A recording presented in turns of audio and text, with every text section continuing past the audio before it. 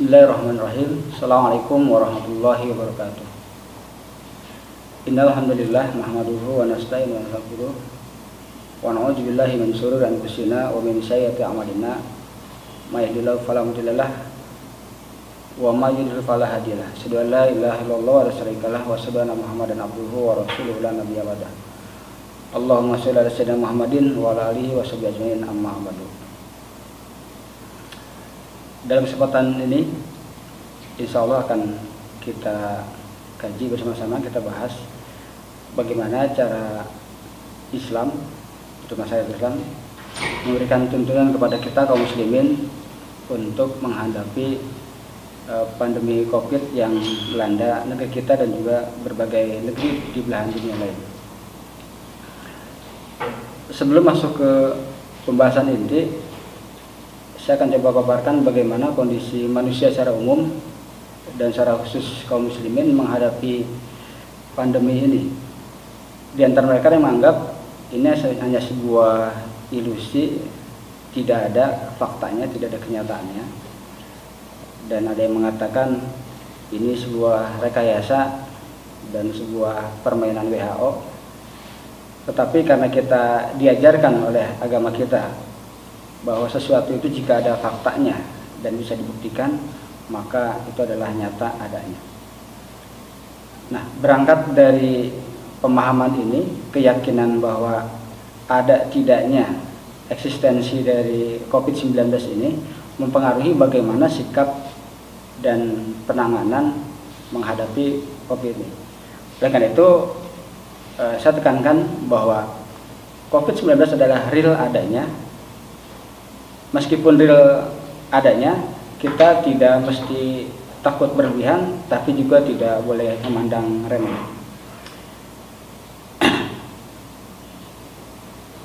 Dalam bahasan ini, saya akan coba bagaimana tuntunan syariat Islam untuk menghadapi pandemi ini.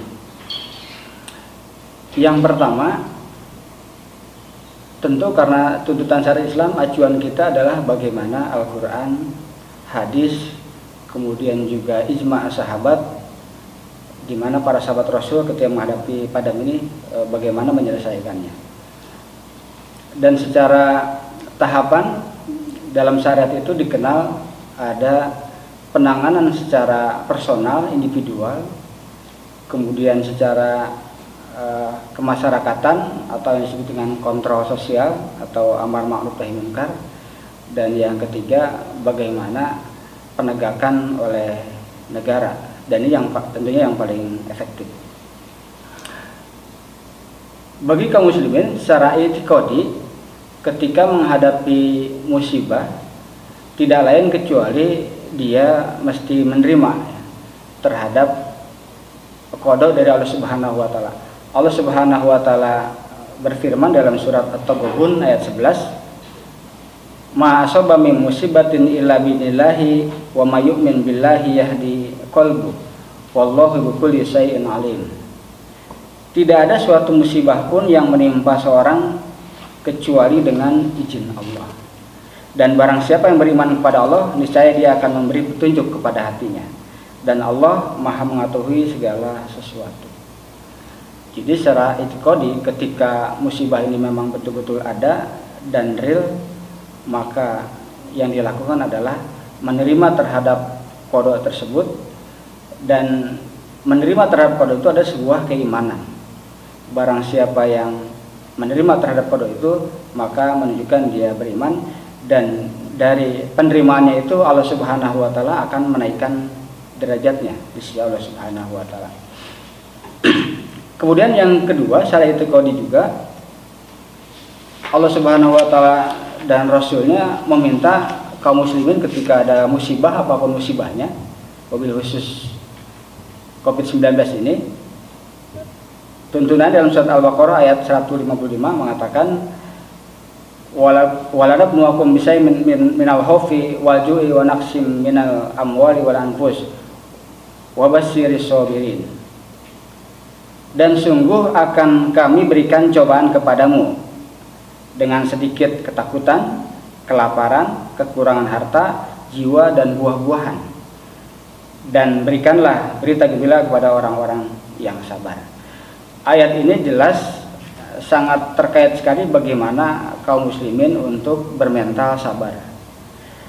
COVID-19 ini bagi orang yang paranoid betul-betul membuat dia takut, berlebihan, secara berlebihan.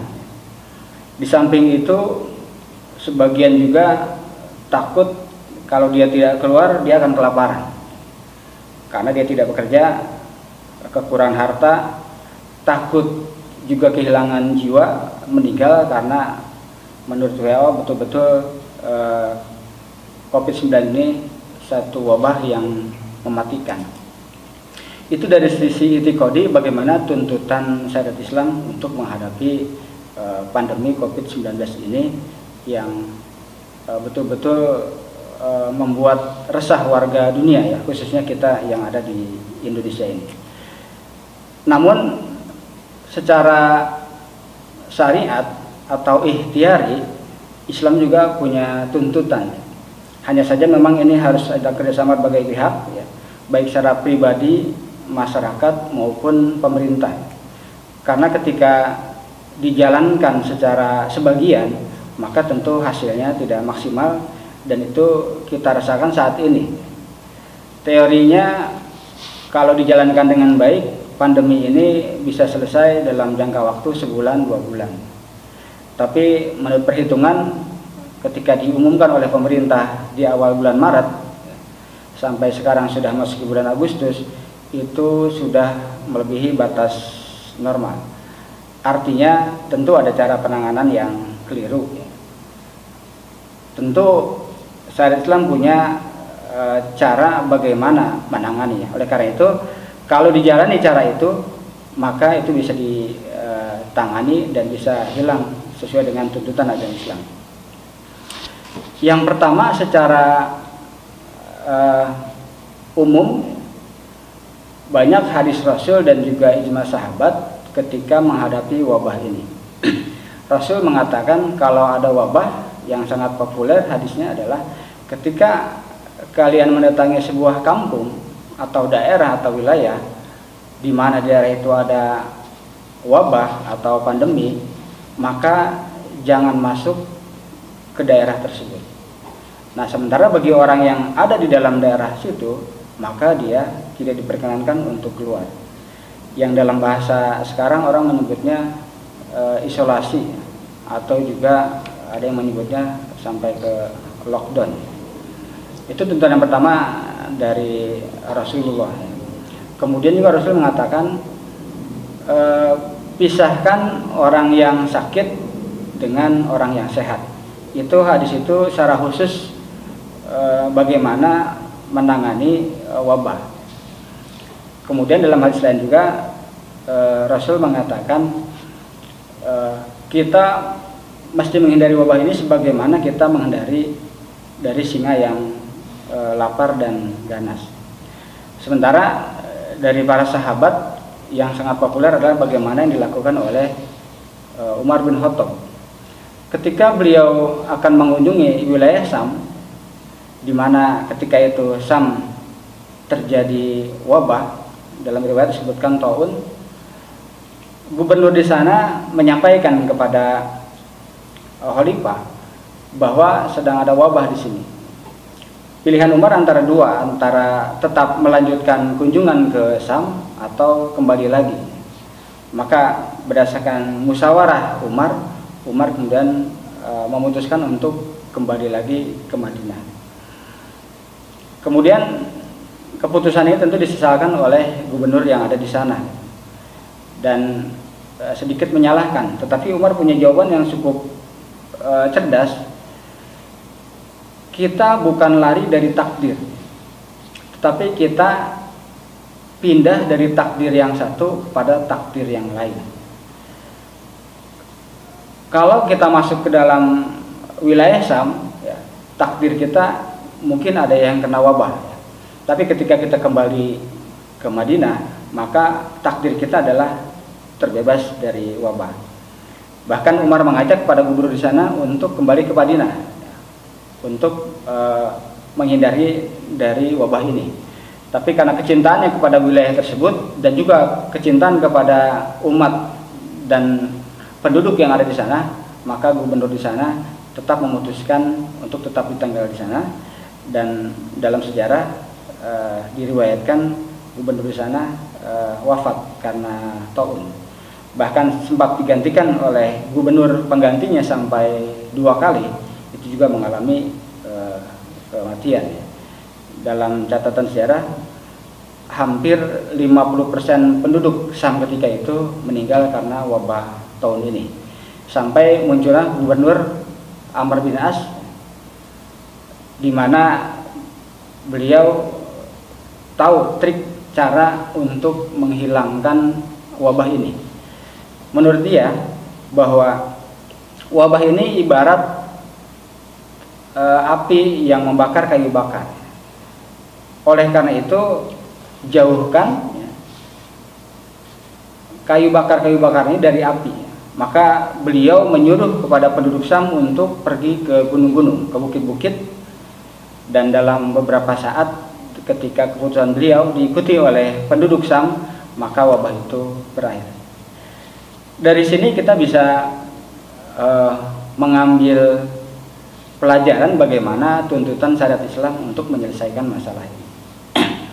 Yang pertama, secara personal, secara individual, kaum muslimin harus punya persepsi yang sama bahwa wabah ini betul-betul ada, bukan ilusi, bukan permainan, bukan konspirasi, memang ada. Dan musibah itu meskipun buruk tetap datang dari Allah Subhanahu wa taala dan tetap harus diterima dan rela ikhlas terhadap qada ini. Kemudian yang kedua, dari tuntutan tadi kita diminta untuk menghindari wabah tadi dengan cara apa yang kita kenal sekarang dengan isolasi mandiri atau jaga jarak, termasuk di dalamnya memakai masker dan cuci tangan. Itu semua tuntunan ajaran Islam. Namun sayangnya ketika kita mengamalkan ini, sebenarnya kalau kita mengacu kepada ajaran Islam, ini adalah kita mengamalkan ajaran Islam. Namun sayang, banyak orang yang mengabaikan ini, sehingga yang terjadi banyak orang keluar rumah tidak mengisolasi diri, mungkin karena keperluan juga, dan di sana juga mereka tidak memakai masker, sehingga muncul klaster-klaster baru COVID-19 ini tumbuh di mana-mana. Inilah yang membuat wabah ini belum berakhir. Kemudian yang kedua, dalam Islam itu ada kontrol sosial untuk mengamalkan ajaran Islam atau amar ma'ruf nahi munkar. Mungkin secara pribadi orang banyak yang lalai ya. Misalnya di masjid yang sudah dibuat protokol kesehatan ya, oleh pengurus masjid ya. Cuci tangan ya, kemudian bahkan bawa sajadah sendiri karena memang karpet-karpet di masjid sudah dilipat semuanya. Tapi tetap saja ada orang yang abai dan tidak memakai masker. Disitulah fungsi kontrol sosial untuk diingatkan bahwa bahaya ini betul-betul ada, nyata. Karena memang kaum muslimin ini atau orang pada umumnya, kalau sesuatu itu belum sampai kepada dirinya, itu belum percaya dan belum akan melakukan tindakan. Mungkin kalau sudah terjadi pada keluarganya atau dia pribadi, baru dia menyadari betapa pentingnya anjuran-anjuran bahkan perintah-perintah ajaran Islam. Dan yang ketiga, ini yang paling pokok ya, adalah pengawasan dan penerapan penanganan secara kenegaraan. Apa yang dilakukan oleh Rasulullah, apa yang dilakukan oleh Umar bin Khattab, dan apa yang dilakukan oleh Amr bin As, itu adalah posisi dia yang kebetulan adalah kepala pemerintahan. Maka yang dilakukan oleh dia adalah mewakili dari pemimpin ketika itu. Karena apa yang dilakukan pemimpin ini efektif ya. Misalnya untuk melakukan lockdown ya.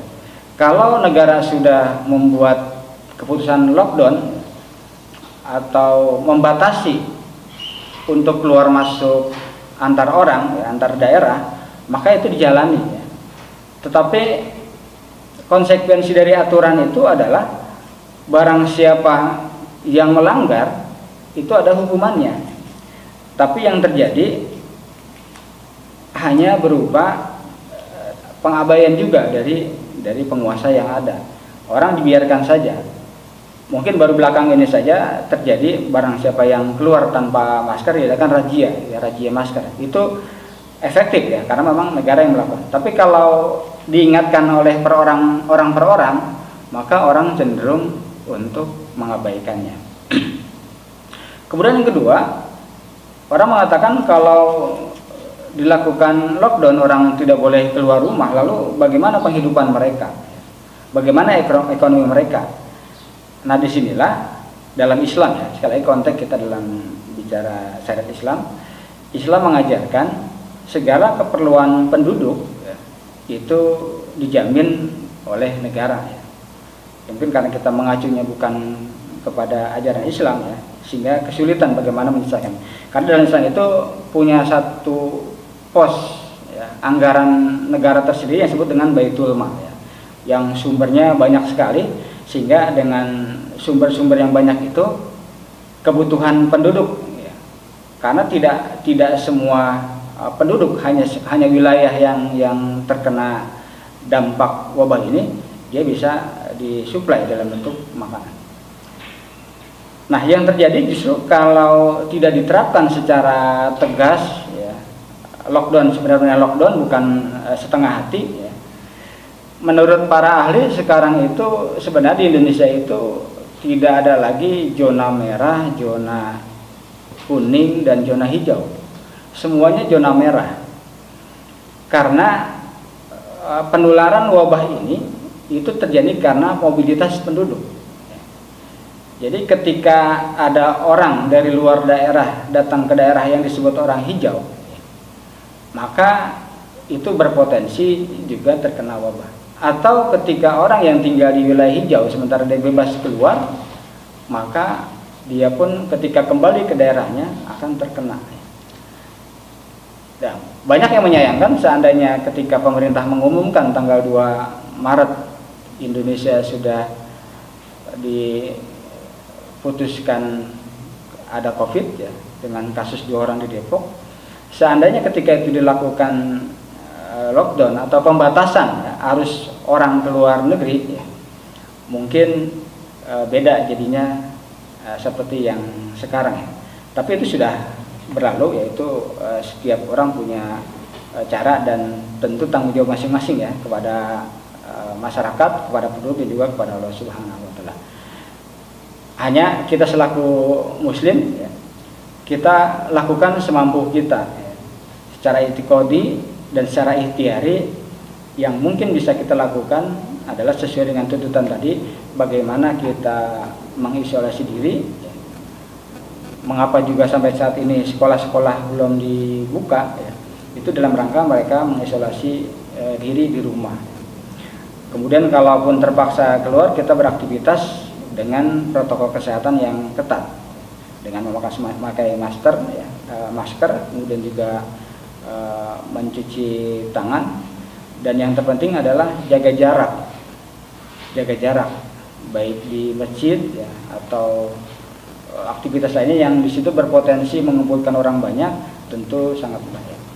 Nah, kesimpulannya, kalau ini merupakan sebuah tuntunan syariat Islam, maka bagi kaum muslimin ikhtiar mengamalkan ajaran ini adalah bagian dari ajaran Islam. Dan kita tahu sendiri, ketika kita mengamalkan apapun di dalam ajaran Islam itu punya potensi nilai pahala. Jadi pahala itu tidak hanya didapat dari sholat atau ibadah-ibadah lain. Ketika seorang mampu menghindari sebuah kemaksiatan, itu pahala.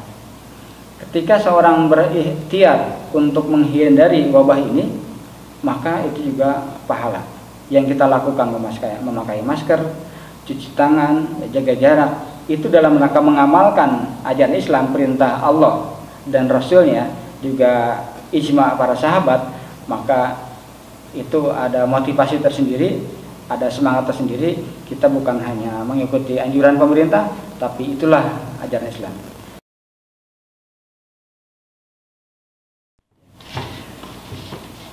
Ketika Islam memerintahkan, mengajarkan kita untuk membatasi diri, mengisolasi diri, maka konsekuensinya segala aktivitas, terutama di wilayah yang ada wabah itu, dia mesti menghentikan aktivitasnya.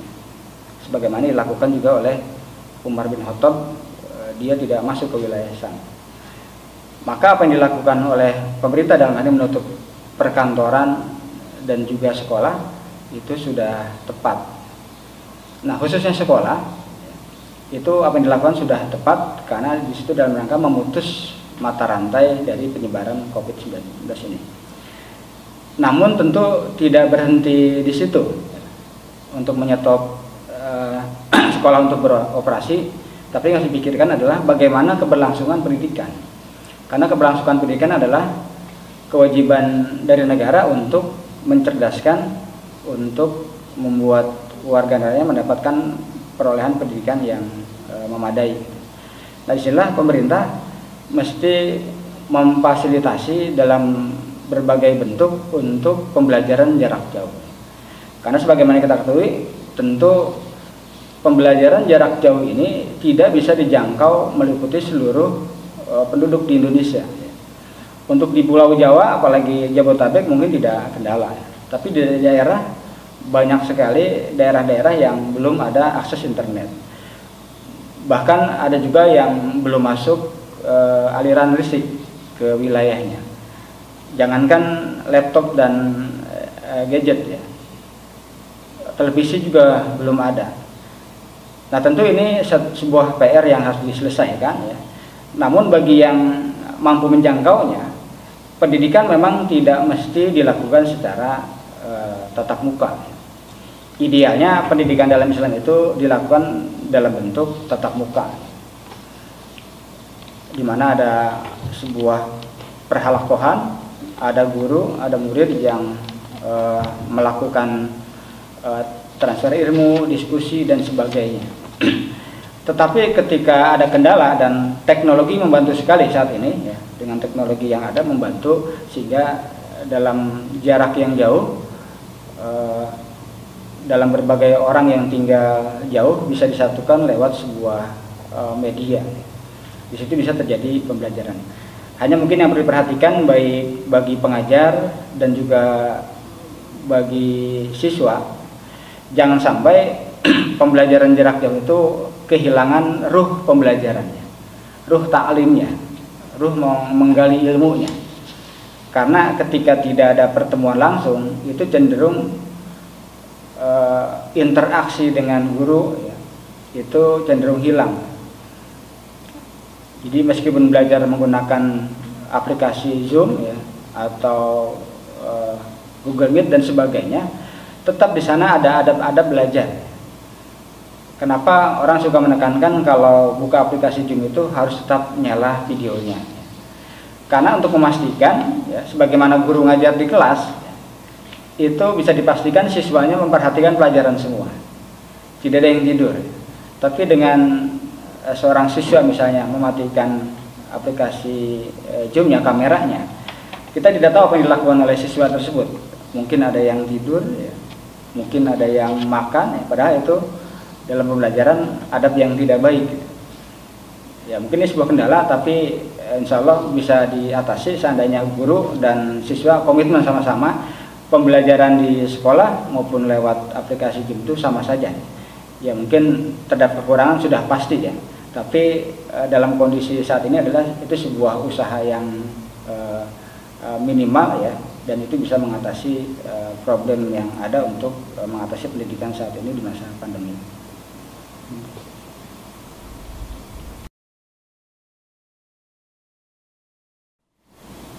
Ketika PSBB diberlakukan oleh pemerintah, total hampir sebagian besar masjid di Indonesia, khususnya yang dikenal daerah-daerah, itu ditutup ya.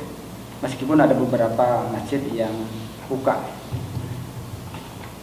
Lalu sebenarnya bagaimana Islam memandang apakah dalam kondisi semacam ini dibenarkan atau tidak masjid ditutup, padahal masjid adalah sebuah tempat yang suci, ya, yang bersih, tempat kaum muslim untuk beribadah. Kalau melihat dari apa yang dilakukan oleh Rasulullah, ya, para sahabat dan juga khalifah Rasulullah, ketika memang jadi dilihat kondisinya, ya, kalau di masjid itu masih memungkinkan untuk menyelenggarakan sebuah kegiatan sholat berjamaah, itu tetap bisa lakukan dengan cara tadi, misalnya Rasul mengasih panduan, pisahkan orang yang sakit dengan orang sehat. Artinya orang yang sakit, ya mungkin kalau sekarang dengan teknik cek suhu, ya, itu tidak boleh ikut, ya, dia kan dapat rukhsah sendiri, ya, orang yang sakit, ya. Kemudian aturan untuk jaga jarak, maka di sini walaupun ada polemik, ya, di kalangan para ulama, sebenarnya boleh tidak, ya, untuk sholat itu dengan safnya atau barisannya berjarak, ya. Sebagian sangat ketat tidak boleh, sebagaimana aturan jamaah itu bahu ketemu bahu, ya, kemudian mata kaki ketemu mata kaki. Kalau demikian adanya tentu tidak jaga jarak, ya. Namun sebagian ada yang membolehkan, ya, membolehkan untuk jaga jarak. Aturan jaga jarak itu ada yang 1 meter, ada yang 2 meter. Mungkin kalau 2 meter terlalu jauh, ya. Standar 1 meter sudah cukup, ya. Lalu panduan mana yang kita pegang? Setiap yang menyampaikan pendapat ini punya acuan masing-masing. Maka dalam hal ini, bagi masjid yang tetap, terutama di masa new normal ini, ya, atau sudah dibuka kembali masjid, DKM yang menyelenggarakan kegiatan sholat berjamaah juga sholat Jumat dalam jaga jarak, itu dia punya dasar yang benar dan itu dibenarkan, ya. Termasuk yang menghendaki rapat juga selama dia memakai masker, ya. Kan alternatifnya selain jaga jarak juga memakai masker, itu juga bisa, ya. Yang penting yang masuk ke masjidnya itu meskipun rapat shopnya itu dia memakai masker, ya, kemudian suhu tubuhnya sudah dipastikan di bawah batas angka yang ditentukan, dan tentunya orang sakit tidak boleh masuk, ya. Maka dua-duanya bisa dibenarkan tergantung dari DKM-nya masing-masing. Oleh karena itu ketika masjid-masjid sudah dibuka, ya, sekarang ini ada kekhawatiran baru ketika ada muncul klaster perkantoran, ya, dan sekarang baru muncul klaster sekolah, ya. Ketika sekolah yang dibuka ada yang terkena. Nah, belum ditemukan klaster masjid, ya. Oleh karena diharapkan para jamaah sholat Jumat maupun sholat jamaah 5 waktu, ya, untuk tetap menggunakan protokol kesehatan yang ditentukan. Insya Allah dengan protokol kesehatan digunakan, meskipun kita tetap berkumpul di masjid, ya, dengan jumlah orang yang banyak, itu bisa terhindar dari penularan COVID-19.